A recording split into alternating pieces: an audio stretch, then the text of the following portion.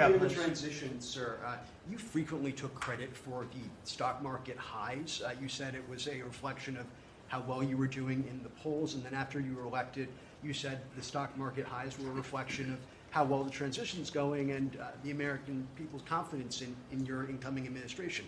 Now, the stock market's not doing so well, and you're saying that's the Biden stock market, yet you are the president. Can you explain that? No, I'm not taking credit or discredit for the stock market. I'm just saying that we inherited a mess, both at the borders.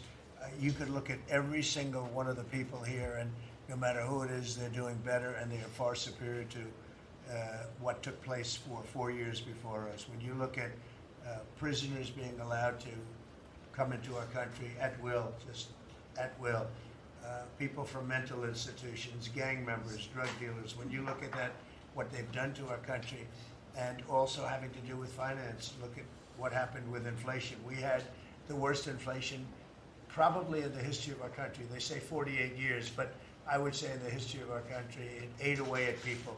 And even though you saw a stock market going up somewhat, because in my case, I had the biggest stock market increase, 88% in the last term, in my last term. But I don't view the stock market as the end all. It's an indicator. But what the stock market really tells you, and when you look at the stock market in this case, is it says how bad a situation we inherited. This is a quarter that we looked at today, and we took all of us together. We came in on January 20th. So this is Biden, and you could even say the next quarter is sort of Biden, because it doesn't just happen on a daily or an hourly basis. But we're turning it around. It's a big ship to turn around, and we're going to have the greatest country financially in the history of the world, I believe. I think we're going to do things and we had to do it. We reset the table. We were being ripped off by every single country, with just about without exception.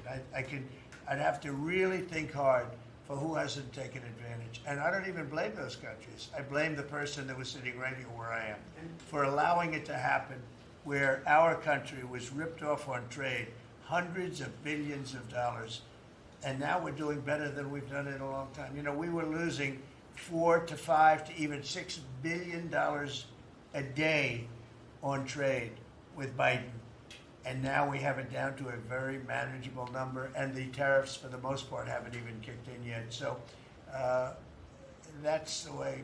Stock markets, to me, are an indication. But the big indication is what's happening, and the people around the table know what's happening. Yes.